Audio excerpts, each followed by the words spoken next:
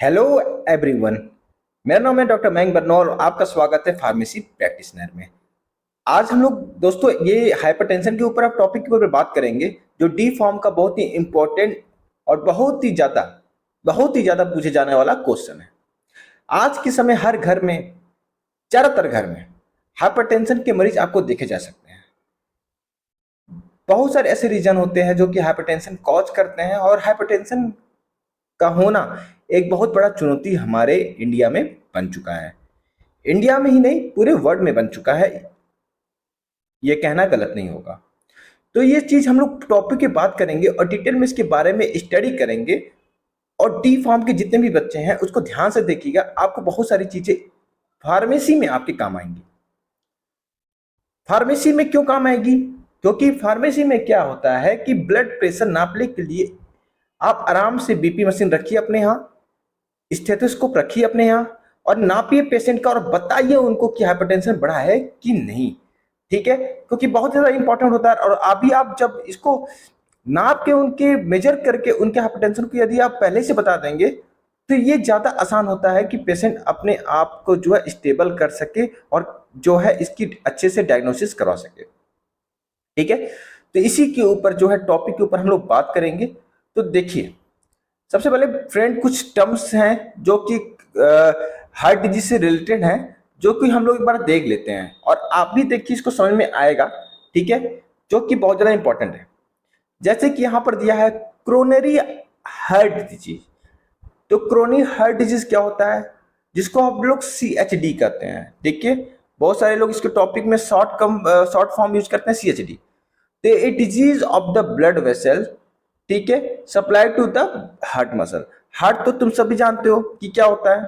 ठीक है, तो हार्ट मसल्स को जो ब्लड वेसल सप्लाई होती है, ठीक है, तो डिजीज ऑफ द उस ब्लड वेसल में जो डिजीज हो जाए, ठीक है, जो डिजीज हो गया तो क्या होगा, सप्लाई होगा नहीं ठीक से ब्लड का। ठीक है, तो होता है क्रोनरी हार्ट डिजीज। ठीक है, जो क्रोनी आर्टरी में हो, ठीक है, डायरेक्ट समझ लो। जो क्रोनी आर्टरी में होती है, क्रोनी आर्टरी सब जानते हो कि हार्ट को ब्लड सप्लाई करने वाली आर्टरी होती है क्रोनरी आर्टरी, उसमें। फिर आता है सेरिब्रोवास्कुलर डिजीज, जिसको CBD कहते हैं, a disease of the blood vessel supply to the brain. ठीक है, ये भूलना मत, CBD, CVD और CHD। ठीक है, पेरिफेरल आर्टरी डिजीज, ये क्या होता है, a disease of the blood vessel supply to the arm and leg. ठीक है, PAD। ठीक है, तो भूलना मत, CHD क्या होता है, क्रोनिक आर्टरी में देखो दिक्कत आ गई। CVD में क्या होता है, जो ब्रेन तक जो होती है ब्लड वेसल ले जाती है, उनमें दिक्कत आ गई। जो आर्म और लेग तक लेके जाती है ब्लड वेसल, उनमें दिक्कत आ गई, पेरिफेरल आर्टरी डिजीज। ठीक है, फिर होता है रूमेटिक हार्ट डिजीज। ये क्या होता है, damage to the heart muscle, heart के मसल में डैमेज हो जाए या हार्ट के वाल में, फ्रॉम रूमेटिक फीवर, जिसे रूमेटिक फीवर कॉज करता हो। ठीक है, रूमेटिक फीवर कौन कॉज करेगा, स्ट्रेप्टोकोकस बैक्टीरिया इन्फेक्शन के कारण हो जाए। ठीक है, तो हार्ट की मसल्स और वाल क्या होती है, डैमेज हो जाती है और इन्फेक्शन हो जाता है। ठीक है, जिससे कि फीवर आता है, और वो फीवर कौन कॉज करता है, स्ट्रेप्टोकोकस बैक्टीरिया, इसको कहते हैं रूमेटिक हार्ट डिजीज। ठीक है, कंजेनाइटल हार्ट डिजीज, घबराना मत बच्चों कि आप घबरा रहे हो कि यार इतना क्या पढ़ाया जा रहा है ये मास्टर। हाँ, तो घबराने की कोई बात नहीं है, इसमें घबराने की बात ही नहीं है, क्योंकि घबराना है ही नहीं इस चीज में। ये एक टर्म मैं बता रहा हूँ, ये टर्म आपको पता होने चाहिए, जो कि हार्ट से रिलेटेड है, जो कि उसके डिस्टर्बेंस हो गया हो या कुछ भी हो गया उसको डिनोट करता है। ठीक है, तो यहाँ पर जो है दिया गया है और आप इसको अच्छे से समझ सकते हैं। फिर आता है congenital heart disease. Congenital heart disease क्या होता है, बर्थ डिफेक्ट डेथ। तो कंजेनाइटल मतलब तुम जानते ही हो कि बर्थ डिफेक्ट से डायरेक्ट रिलेशन है इसका। ठीक है, तो यहां पर बर्थ डिफेक्ट, ठीक है, normal development and function of the heart. ठीक है, ये बर्थ से डिफेक्ट होता है जिसमें हार्ट के जो है डेवलपमेंट और फंक्शन पे अफेक्ट आता है by malformation of the heart structure from the birth. ठीक है, तो ये बर्थ से ही डिफेक्ट आता है, जो हार्ट होता है उसके फंक्शन में और डेवलपमेंट में, उसको कहते हैं कंजेनाइटल हार्ट डिजीज। फिर आता है डीप वेन थ्रोम्बोसिस, जो कि DVT के नाम से आता है। ठीक है, मेरे समय जो था ये DVT के नाम से फुल फॉर्म बहुत ज्यादा पूछा गया था। ठीक है, तो इसको याद करिएगा, डीप वेन थ्रोम्बोसिस होता है। और एक होता है पल्मोनरी एम्बोलिज्म। ये क्या होता है, तो blood clot in the leg vein which can dislodge and move to the heart and lungs. ठीक है, तो ये चीज होता है, ब्लड क्लॉट कर जाती है। इसका एक वीडियो आप देख लीजिएगा, आपको समझ में आ जाएगा। मान लीजिए ब्लड है, यहाँ पे वॉल्स है ब्लड वेसल्स में, सॉरी ब्लड वेसल्स है, ब्लड वॉल है, यहाँ पर जो है, यहाँ पर आके जो ब्लड वेसल्स ब्लड के जो प्रोटीन होते हैं वो सब क्लॉट कर जाते हैं यहाँ पर, और यहाँ पे जो होता है ब्लॉकेज होने लगता है। ठीक है, जिसको कहते हैं डीप वेन थ्रोम्बोसिस कहते हैं। ठीक है, अब आइए इसको बात करते हैं, व्हाट इज हाइपरटेंशन। आ जाइए अपने रियल चीज में, रियल टॉपिक में आते हैं और हाइपरटेंशन के ऊपर एक चर्चा करते हैं। ठीक है, तो हाइपरटेंशन होता क्या है। देखिए, हम बच्चों बात कर रहे हैं, ये वीडियो लंबा हो जाएगा क्योंकि मैं कोशिश करूंगा हर डिजीज का एक में वीडियो बनाऊं। ठीक है, पहले मैंने कोशिश शुरू सोच रहा था कि यार वीडियो 2-3 बनाऊं मैं। हाइपरटेंशन के लिए है तो उसमें एटियोपैथोजेनेसिस का अलग बनाऊं, ठीक है, फिर सिग्निफिकेंट का अलग बनाऊं, ठीक है, मैनेजमेंट का अलग बनाऊं। पर बच्चों जो है मजा नहीं आएगा, क्योंकि यार आप भी चाहोगे कि एक वीडियो में मुझको उस डिजीज के बारे में पूरी जानकारी मिल जाए और अलग अलग जाना पड़े। थोड़ी वीडियो लंबी हो जाएगी, पर कोई बात नहीं, इस पे इंटरवल ले लेना। इंटरवल ले लेके उस डिजीज को तो कंप्लीट कर लोगे, एक टारगेट तो कंप्लीट कर लोगे। ठीक है, तो मैं पूरी वीडियो बनाऊंगा, थोड़ी लंबी हो जाएगी, उसके लिए जो है आप थोड़ा पेशेंस रख के वीडियो को देखिएगा। बहुत ही मजा आने वाला है, बहुत ही कुछ आपको जानकारी मिलने वाली है 100% के साथ। आपको जो है कोई भी चीज जो है आपको लगेगा नहीं कि आप थ्योरी पढ़ रहे हो, आप प्रैक्टिकल नॉलेज ही ले रहे हो, मैं ऐसा आपको बताऊंगा। ठीक है, ये मेरा खुद का एक्सपीरियंस है, खुद के पेशेंट देखे हुए हैं, तो इस सब चीजों पे मैं डीप में स्टडी भी करूंगा। ठीक है, हाइपरटेंशन की बात कर लें तो हाइपरटेंशन होता क्या है। सबसे बड़ी बात यह है, कोई भी पूछ देता है हाइपरटेंशन होता क्या है। ठीक है, तो ब्लड प्रेशर, ठीक है, ब्लड प्रेशर क्या होता है, पहले हम इसको डिफिनेशन पढ़ लेंगे, फिर इसको हम बताएंगे आपको। Blood pressure is the force exerted by the circulating blood against the wall of the body artery, ठीक है, the major blood vessel in the body। ठीक है, hypertension is when blood pressure is too high। ठीक है, ये हमारी मान लो कि ब्लड वेसल्स हैं। ठीक है, मान लो इसके अंदर क्या बहेगी, क्या जाएगी, ब्लड जाएगी, क्या जाएगी, ब्लड जाएगी। लाल रंग का ब्लड दिखाते भाई, ब्लड जाएगी, इसके अंदर ब्लड जाएगी, इसके अंदर ब्लड जाएगी। ठीक है, अब देखो इसके अंदर जब ब्लड जाएगी तो ये ब्लड क्या होगी, फोर्स लगाएगी इस वॉल के ऊपर। ठीक है, इस वॉल्स के ऊपर, वॉल्स के ऊपर, और लगाते हुए आगे बढ़ेगी। तो क्या बोल रहा है, the blood vessel blood pressure is the force exerted by the circulating blood against the wall of the body artery. जो आर्टरी है उसके वॉल पे जो प्रेशर लगाती है, ठीक है, जो ब्लड सर्कुलेट हो रही है, ठीक है, इसको ही जो होती है इसको प्रेशर कहते हैं। ठीक है, उसको कहते हैं ब्लड का प्रेशर, उसको कहते हैं ब्लड प्रेशर। यदि ये प्रेशर बहुत ज्यादा है, ठीक है, तो इसको कहते हैं हाइपरटेंशन। ठीक है, ये प्रेशर किसके कारण हो सकता है, बहुत सारे रीजन हो सकते हैं। ठीक है, मान लो ये एक पाइप है बच्चों, इस पाइप में क्या हो, कोई मट्टी उट्टी हो, कोई ऐसी चीज हो जो बहुत ही स्टिकी टाइप की हो, चिपक जाए। अब ये क्या थी, यहां मान लो कि ठीक पाइप थी, आराम से पानी जा रहा था, फुहारा के साथ निकल रहा था अपना। ठीक है, पर यहाँ पे जो ये पाइप थी, यहाँ पे प्रेशर, यहाँ पे कोई चीज को रोक रही है और बहुत ही कम के साथ आगे बढ़ रही है, तो प्रेशर यहाँ वॉल पे अधिक हो जाएगा, नहीं हो जाएगा, अधिक हो जाएगा। ठीक है, तो वही चीज यहाँ पर भी है ब्लड प्रेशर के लिए। ठीक है, इसके वॉल पे जो प्रेशर लग रहा है बहुत ज्यादा बढ़ जा रहा है किसी रीजन की वजह से, मैं आगे इसके बारे में बात करूंगा। ठीक है, तो वो जो है प्रेशर होता है हाइपरटेंशन, जो कि बहुत ज्यादा हाई हो जाता है। ठीक है, अब देखिए blood pressure is written in the, ठीक है, यहां बोला है ब्लड प्रेशर, मैं कलर चेंज कर देता हूं, blood pressure is written is the 2 number. The first जो होता है सिस्टोलिक और सेकंड जो होता है डायस्टोलिक।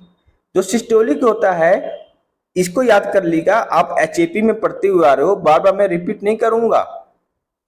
ठीक है, या एचएपी में जब पढ़ाना स्टार्ट करूंगा तो उसमें मैं आपको समझा दूंगा।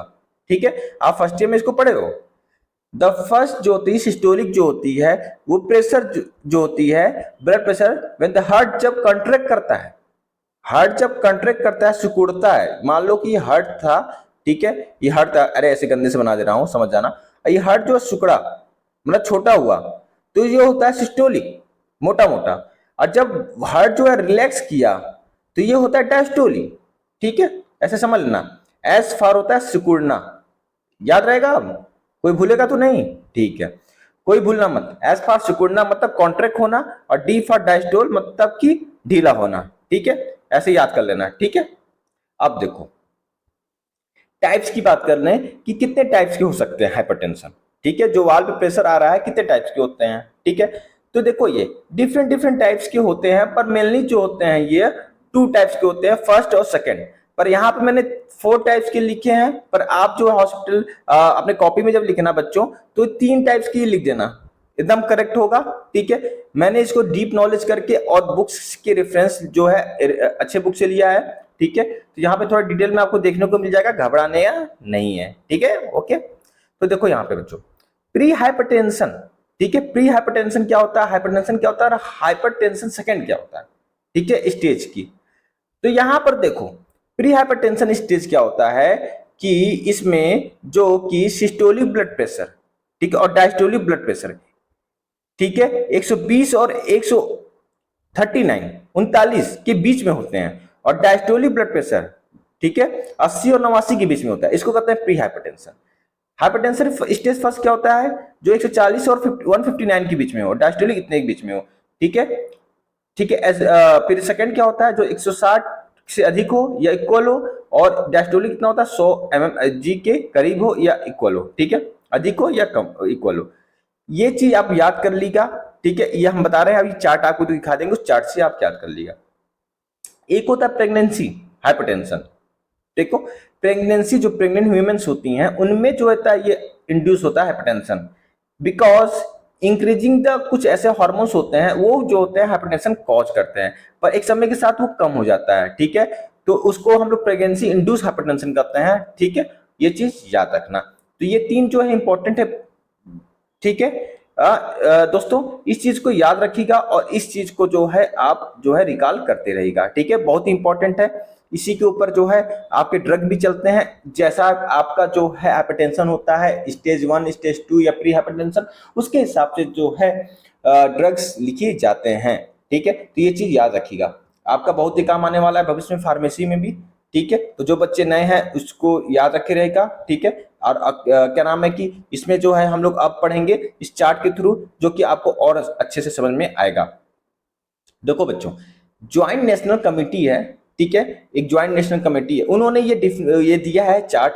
इस चार्ट के थ्रू ही आप समझ सकते हैं कि हाइपरटेंशन कब बोलेंगे, प्री हाइपरटेंशन कब बोलेंगे, हाइपरटेंशन सेकंड कब बोलेंगे। नॉर्मल 120 से कम, 80 से कम हो या 120 हो 80 हो, ठीक है। अब ये डाटा देखो बच्चों अलग अलग जो है अलग अलग कमेटियां निकालती हैं, ठीक है। ये डाटा वेरी भी कर सकता है, मैं पहले बता दे रहा हूँ, नहीं तो उसको आ जाओ कमेंट करो सर ये नहीं हुआ होगा, ठीक है। तो मैं इसका रेफरेंस बता देता हूँ, पद्मजा उदय कुमार से ये लिया है रेफरेंस, मैं आपको बता देता हूँ, ठीक है। तो वहां से लिया गया, अभी चेंजिंग क्या हुई है नहीं हुई है मुझे नहीं पता, कल क्या चेंजिंग हो जाए मुझे भी नहीं पता है, ठीक है।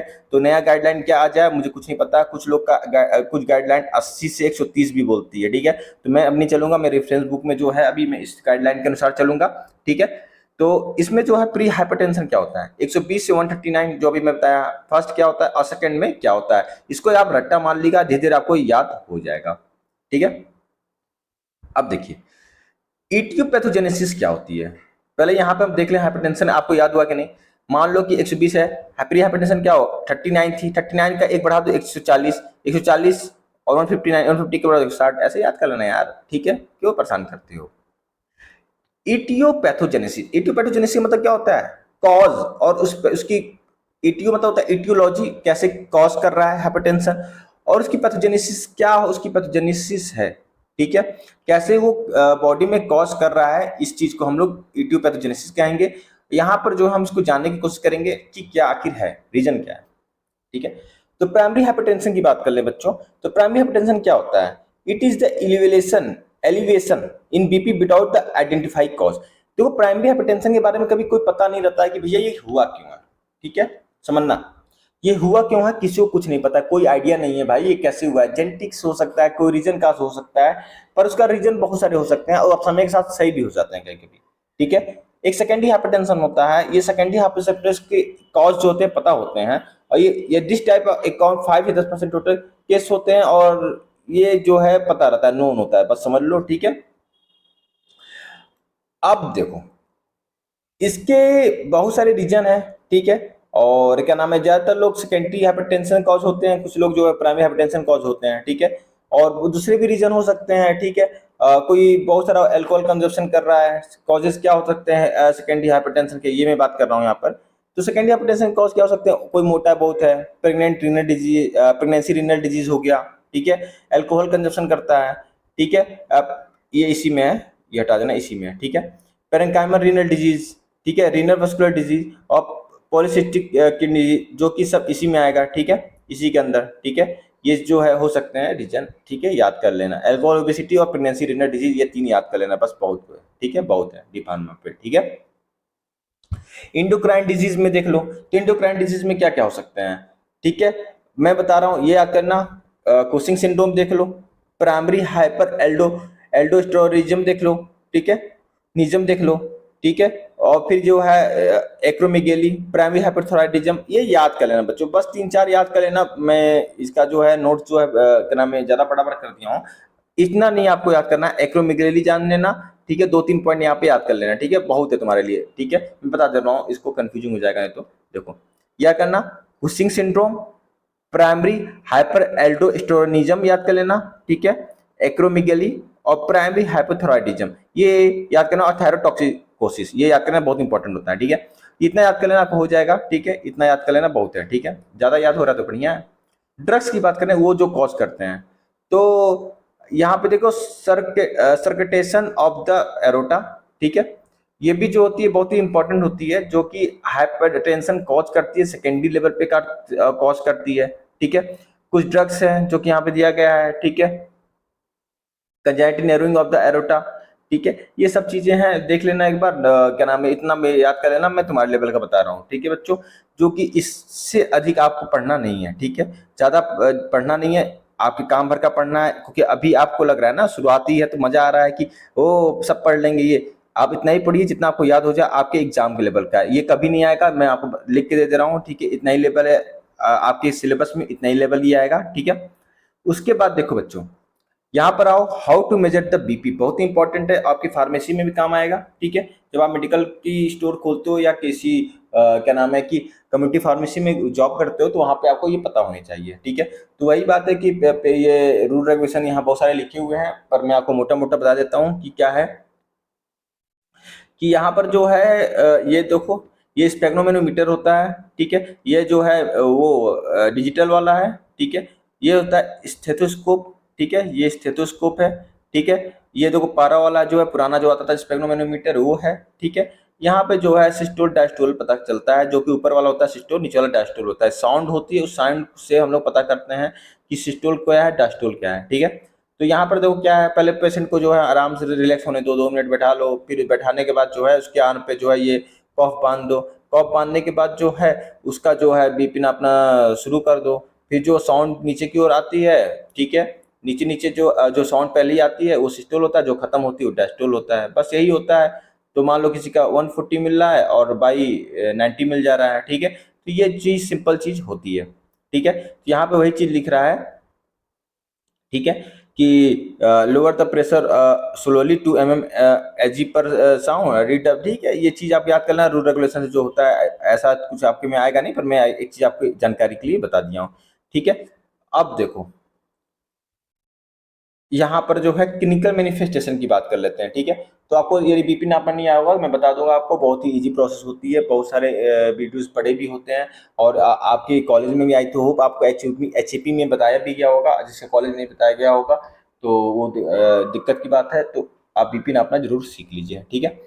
तो यहाँ पर जो है, यहाँ पे क्लिनिकल मैनिफेस्टेशन की बात कर लेते हैं, कि आखिर यार कैसे आइडेंटिफाई करोगे कि बंदा हाइपरटेंशन की नहीं। अब तुरंत तो कोई पेशेंट आया कहता सर दुखता हो बथता हमार सरवा, ठीक है, तो कहोगे, तो क्या कहोगे, सर की गोली दे दोगे, नहीं, सर की गोली नहीं देंगे, पहले हम उससे पूछेंगे भाई क्या और दिक्कत हो रही है तुमको, ठीक है, क्योंकि मान लो कि फार्मेसी पे ही है, डॉक्टर तो हमेशा अवेलेबल है कि नहीं है, ठीक है, बहुत लोग जो होते हैं आज के समय भी जो है, हमारी पॉपुलेशन इतनी अमीर नहीं है कि बहुत सारी अफोर्ड कर सके, ठीक है, तो वो जो होती है फार्मेसी से दवा लेने की कोशिश करती है, फार्मेसी पे आ जाती है, ठीक है, कुछ कुछ जो है उसको ओटीसी मेडिसिन ही प्रोवाइड कर दी जाए, तो वहां पर जो है आपकी यही है कि पहले उसकी आप थोड़ी सी तो आपको भी पता होनी चाहिए जानकारी हर चीज की, इसी का जो है क्लिनिकल मैनिफेस्टेशन पढ़ाई जाती है, कि आप आइडेंटिफाई कर सको उस लेवल पे जाके, कि आप उसको एक बेस्ट से बेस्ट एडवाइस दे सको, ठीक है।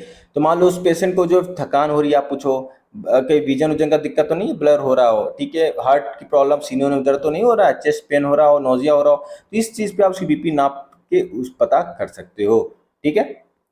अब आओ मैनेजमेंट ऑफ द हाइपरटेंशन, कैसे मैनेजमेंट करेंगे, ये बहुत ज़्यादा इंपॉर्टेंट है, इसको याद कर लीजिएगा, आपके एग्जाम के लिए है, बहुत बड़ी चीज़ नहीं है, तोप नहीं है, आप याद कर सकते हो, आई होप। ठीक है, अब देखो मैनेजमेंट ऑफ द हाइपरटेंशन कैसे मैनेजमेंट करते हैं, ये चीज़ अपने आप में बच्चों बहुत ज़्यादा इंपॉर्टेंट होती है। ठीक है, तो मैनेजमेंट के लिए क्या क्या करना चाहिए हम ये चीज़ समझेंगे।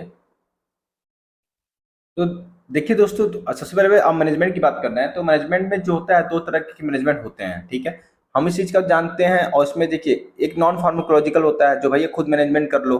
ठीक है, जिसमें कि आप एडवाइस दी जाती है कि भाई बिना दवाई के भी इसको बहुत ज़्यादा मैनेजमेंट करना बहुत ज़्यादा इम्पोर्टेंट है, दवाई के ऊपर यार कितना डिपेंड रहोगे, जब आप खुद बॉडी पे हिलाओगे झुलाओगे नहीं तो कैसे मैनेजमेंट कोई चीज़ होगा। ठीक है, आजकल के लोग, दुनिया इतनी फास्ट हो चुकी है कि अपने बॉडी पे हम लोग ध्यान देना ही छोड़ दिए हैं। ठीक है, तो आप बच्चे को देखिए, पढ़ाई जब करते हैं तो क्या होता है, सब चीज़ छोड़ छाड़ देते हैं और खाते रहते हैं स्नैक्स। ठीक है, खा खा के पढ़ाई करते हैं, कितना प्रेशर आ जाता है। तो उसी तरीके से लाइफ स्टाइल लोगों की चेंज हो रही है, और बीपी, डायबिटीज, ठीक है, ये सब रोग जो है बहुत ही आसानी से पकड़ रहा है, डिसऑर्डर आसानी से पकड़ रहा है। ठीक है, तो ये सब चीज़ें जो है बहुत ज़्यादा दिक्कत कॉज कर रही है। ठीक है, तो इसमें देखिए क्या नॉन फार्माकोलॉजिकल में आएगा, जिसमें कोई भी मेडिसिन का यूज नहीं करेंगे, जिसमें कि हम लोग डाइटरी प्लान में चेंज करेंगे, जैसे कि सोडियम साल्ट का इंटेक कम लो भैया। ठीक है, अब कितना लेना है, जैसे सोडियम है तुम्हारा, तो सोडियम जो है 2.4 ग्राम लो, यदि सोडियम क्लोराइड ले रहे हो तो 6 ग्राम लो। ठीक है, ये चीज का याद रखे रहना। ठीक है, फिर डैश ईटिंग प्लान करो, डैश मतलब dietary approach to the stop hypertension, यहाँ लिखा है देख लो।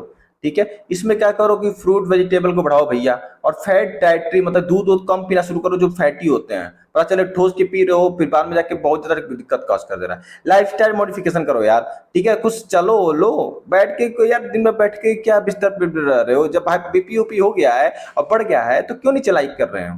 तो ये चीज का क्या करना है, एडवाइस देना है। ठीक है, ये सब करिए आप, आपको फायदा देगा, बिना इसके कोई मतलब नहीं है। यहाँ पे आप कुछ देख सकते हो डिटेल में, मैं इतना ही बता दूं, इतना ही इंपॉर्टेंट है।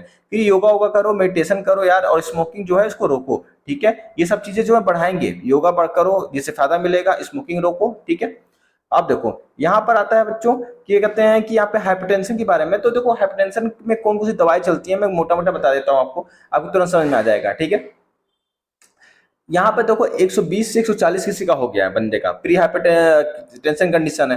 ठीक है, माइल्ड हाइपरटेंशन है मतलब उसको। ठीक है, मान लो तो माइल्ड हाइपरटेंशन है तो क्या करोगे, उसको जो है टेलमिसार्टेन जो होते हैं बहुत जरा, आप देखते हो कि 20 mg के प्रिस्क्राइब की जाती है फिजिशियन के द्वारा, और ये टेलमिसार्टेन आपके सामने ये दिया गया है। कुछ लोग जो होते हैं बीटा ब्लॉकर भी देते हैं, जैसे एटेनॉल 25 mg रोज खाना होता है आपको। ठीक है, इसमें कोई भी कोताही नहीं है, और अपना बीपी जो है 1 वीक पे नापते रहिए। ठीक है, ये चीज आपको बताई जाती है। ठीक है, एक बीटा ब्लॉकर हो गया एटिनॉल या टेलमिसॉर्टेन, टेलमिसॉर्टेन सबसे जल्दी चलता है, 40 में भी आती है। ठीक है, उसके बाद है मॉडरेट हाइपरटेंशन। मॉडरेट हाइपरटेंशन में क्या होता है, 140 और 90 और 100 ये जो होती है। ठीक है, इसमें क्या होता है, इसमें बस मान लीजिए हाइपरटेंशन 1 है। ठीक है, तो इसमें जो है आपको बीटा ब्लॉकर स्टार्ट की करवाई जाती है, एंजियोटेंसिन सेकेंड। ठीक है, या एसी इनहिबिटर। ठीक है, ये चीज जो है स्टार्ट करवाई जाती है, जिसमें कि एग्जाम्पल की बात कर रहे हैं तो एटिनॉल। ठीक है, एटिनॉल 25 mg। ठीक है, और ये टैबलेट जो होती है लेप्रेसोर 50 से 100 mg की होती है बीटा ब्लॉकर। या बात कर ले, ये काट देगा, ये इसी के अंदर है। ठीक है, इसी के अंदर एग्जाम्पल। ठीक है, या बात करें इसी के अंदर ही भी है। ठीक है, या बात कर ले इस सब में से कोई और है, और देखते रहेगा, इसमें से कोई एक चलाई जाती है। ठीक है, जो कि जब ये कंडीशन आ जाती है, फिर टेलमा 20 या 40 mg कर दी जाती है। ड्रग ऑफ चॉइस होती है जो कि फिजिशियन के द्वारा जो है अदा की रोल की जाती है, जो अपने को अवॉइड करना, वो चलाना चाहता है अपने मरीज के लिए। फिर युवास 2.5 mg चलाई जाती है, एसी इनहिबिटर होता है, या कैप्सूल जो होती है डिपिन चलाई जाती है, ब्रांड नेम मैं बताते जा रहा हूँ आपको, निफिडिपिन होती है। ठीक है, या टैबलेट जो है ये चलाई जाती है। ठीक है, वो फिजिशियन चॉइस होती है। आप जो है इसमें क्या करना है, आपको कुछ नहीं करना है, आपको जो होता है 3-4 ब्रांड याद कर लेना है। ठीक है, टेलमिसार्टेन 20-40 याद कर लीजिए। ठीक है, लोसार्टेन याद कर लीजिए। ठीक है, एटिनॉल याद कर लीजिए 50 mg 1 to 2 डेली, जो कि उसकी डोज बढ़ाई जाती है। ठीक है, मॉडरेट है तो। ठीक है, ये चीज याद करते हैं। यदि कंट्रोल नहीं हो रहा है, मान लीजिए कि मॉडरेट था और हमने वो दिया, मान लो कि 10 और 20 दे रहे थे प्री हाइपरटेंशन में, अब हाइपरटेंशन से फर्स्ट आ गया। ठीक है, और उसमें टेलमिस और 40 देना शुरू कर दिया, नहीं हो रहा है कंट्रोल, तब भी नहीं हो रहा है, तो उसमें डायबिटिक्स ऐड कर दो बस। जैसे हाइड्रोक्लोरोथियाजाइड, ये डायबिटिक होता है, 12.5 mg ऐड कर दो। मोस्ट एंटी हाइपरटेंसिव ड्रग जो है अवेलेबल होती है कंबाइंड फॉर्म में, जैसे टेल्मा एच आता है, 18 एच आता है, इवान एच आता है, ये चीज आप ऐड कर सकते हो। ठीक है, तो ये चीज जो है फिजिशियन के द्वारा ऐड करके चलाई जाती है और आपको पता होनी चाहिए कि ये जो है इस लेवल पे है। क्या नाम है, जब भी मैं एक बार ड्यूटी में मैं बैठा था तो क्या हुआ कि फिजिशियन के द्वारा प्रेस्क्राइब की गई थी एक मेडिसिन थी, बहुत ही इंपॉर्टेंट थी। हाँ, टेल्मा एच की बता रहा हूँ, टेल्मा एच प्रिस्क्राइब की गई। तो टेल्मा एच में क्या है, एक देखिए देखिए हाइड्रोक्लोरोथायजाइड जुड़ा हुआ है, ठीक है।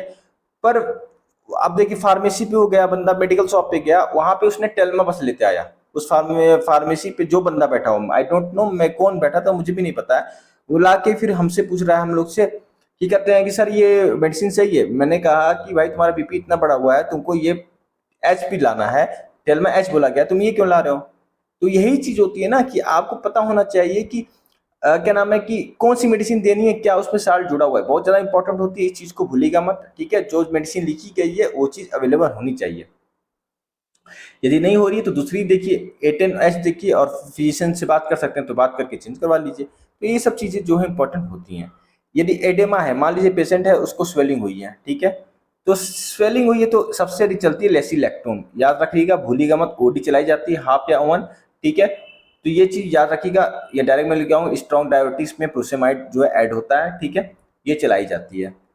फिर एक कंबाइंड टू ड्रग्स, ठीक है, ये हटा देगा, टू ड्रग्स, ठीक है, कंबाइंड बीटा ब्लॉकर और कैल्शियम ब्लॉकर, ठीक है, और स्टॉप इनटेक ऑफ ये, ठीक है, ये सब देखिएगा, ठीक है, ये चेक द फॉलोइंग रेगुलेशन। तो ये सारी चीजें आपको पता होनी चाहिए। फिर 160 से 100 है, ठीक है, तो ये कॉम्बिनेशन फॉर्म जो है फिजिशियन के द्वारा प्रिस्क्राइब की जाती है। ठीक है, तो क्या नाम है कि वो पेशेंट की कंडीशन क्या है, इसके ऊपर बहुत ज़्यादा इंपॉर्टेंट होती है कौन सी मेडिसिन उसको चलानी है। ठीक है, बीपी 200 से 200 mm सिस्टोलिक है, 120 डायस्टोलिक पड़ जाती है, तब उसको आईसीयू में भर्ती करना पड़ेगा, और उसके जीभ के नीचे जो है इसको जो है निफेडिपिन दे दीजिए और उसको आईसीयू में भर्ती करवा दीजिए। ठीक है, तो ये सारी चीज़ें होती हैं, तभी उसकी जो है क्या नाम है बीपी कंट्रोल में आएगी। ठीक है, ये सारी चीज़ें जो है इंपॉर्टेंट है। और उसके बाद जो है बच्चों, देखो मैंने आपको ये सारी चीज तो बता दी।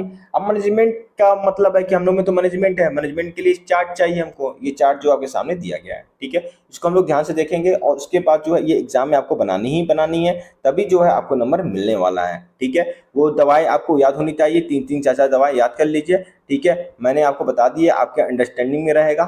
ठीक है, और यहाँ पर जो है कुछ दवाएं मैनेजमेंट है, उसको हम बात करते हैं। देखिए बात बच्चों, यदि मान लो कि ना कोई पेशेंट है, उसका बीपी जो है 140 से 190 के नीचे ही है, उसको हम लोग नॉर्मल टेंसिव मांगेंगे, प्री हाइपरटेंशन कंडीशन है। ठीक है, याद होना चाहिए आपको प्री हाइपरटेंशन क्या होता है, हाइपरटेंशन स्टेज फर्स्ट क्या है, सेकंड क्या है, याद होना चाहिए। तो नॉर्मल टेंसिव स्टेज मानेंगे, ठीक है, प्री हाइपरटेंसिव मानेंगे, और फिर उसकी बीपी चेक करेंगे। ठीक है, यदि कंडीशन फिर आती है तो हम क्या कहेंगे कि 5 ईयर में अपनी बीपी नपाते रहिए। ठीक है, और उसके बाद जो है देखते रहिए क्या कि बीपी कितनी रह रही है। ठीक है, तो ये चीज आपको इंपॉर्टेंट है। तो देखा है, offer the checking the blood pressure at least every 5 year more often blood pressure is close to 140 से 90 रह रहा है, कोई दवा चलाएंगे नहीं उसको। ठीक है, यहाँ पर, ठीक है, और ये जरूरत पड़ेगी तो हम टेल्मा उसको चला देंगे 20। ठीक है, जरूरत पड़ती है तो फिजिशियन के द्वारा। फिर एक क्लिनिकल ब्लड प्रेशर यदि 140 से वो है mm है, ठीक है, तो ऑफर ABPM या HBPM। ठीक है, तो यहाँ पर ये दोनों ऑफर करेंगे। ठीक है, तो अब ये क्या है ABPM, तो ABPM का मतलब क्या है बच्चों, एम्बुलेटरी ब्लड प्रेशर मॉनिटरिंग, जो कि हमेशा उसमें लगी रहती है और ब्लड प्रेशर को नापते रहता है, वो ऑफर करेंगे। या blood pressure home blood pressure monitoring. ठीक है, ठीक है, होम ब्लड प्रेशर मॉनिटरिंग और एम्बुलेटरी ब्लड प्रेशर मॉनिटरिंग, ये दोनों ही जो होती है। मान लो होम ब्लड प्रेशर मॉनिटरिंग क्या, इस पे क्या नाम, डिजिटल वाली जो मशीन नहीं आती है घर पे जो नापते हैं यार, अभी बीपी दिखाई नहीं थे तुमको, हाँ, स्पेग्नोमीटर या अलग यूज कर लेते हैं, या डिजिटल वाला आता है, तो ये होती है। ठीक है, तो ये देखते हैं, इससे हम चेक करते हैं, ये ऑफर कर देंगे कि आप नापिए अपना। अब देखो क्या है, offer to assess the cardiovascular risk and target organ damage. ठीक है, एक्सेस करेंगे कि देखिए भाई उसका कोई ऑर्गन डैमेज तो नहीं हो रहा है, कार्डियोवास्कुलर रिस्क या टारगेट ऑर्गन डैमेज तो नहीं हो रहा है। ठीक है, तो ये क्या है अभी हम इसको बाद में देखेंगे, इसके बगल में पहले देख लेते हैं 180 से 110 के बीच में। इफ एक्सेप्टेड हाइपरटेंशन सस्पेक्टेड, ठीक है, तो refer to the same specialist care. यदि हमको क्या कहते हैं, इफ एसिलेट कर रहा है तो, ठीक है, और ये consider starting hypertension drug treatment immediately, उसको ड्रग तुरंत देंगे इमीडिएटली जो उसको जरूरत होगा सबलिंगुअल में डालने के लिए, ठीक है। अब यहाँ पे देखिए ये ब्लड ऑफर करेंगे कि एबीपीएम करिए, ठीक है, हॉस्पिटल में आकर लगा रहेगा, वो हमेशा टेम्परेचर नापता रहेगा, या एचबीपीएम करेंगे, ठीक है।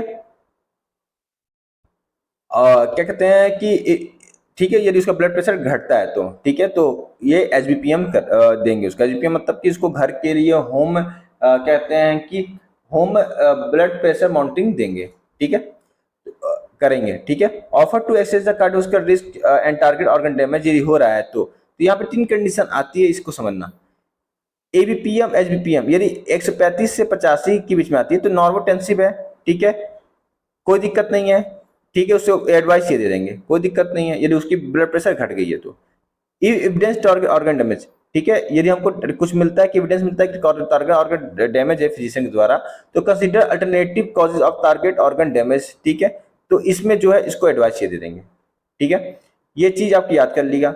और यदि यहाँ पर देखिए एबीपीएम एचबीपीएम जो है 135/85 है mmHg है, तो स्टेज फर्स्ट हाइपरटेंशन है, ठीक है, तो यहाँ पर जो है उसके लाइफस्टाइल चेंज करने की बात कहेंगे और उसको जो उसके अकॉर्डिंग जो है मेडिसिन प्रोवाइड कराने की बात करेंगे। यदि इतना है तो ऑफर एंटी ड्रग ट्रीटमेंट, और यहाँ पर जो है यहाँ पे ये सारी चीजें होंगी कि other patient education interview support, ठीक है, और एनुअल रिव्यू केयर कर अपना करिए, ब्लड जांच करिए, ये सारी चीजें आपको देखने को यहाँ पे मिल जाएंगी, ठीक है।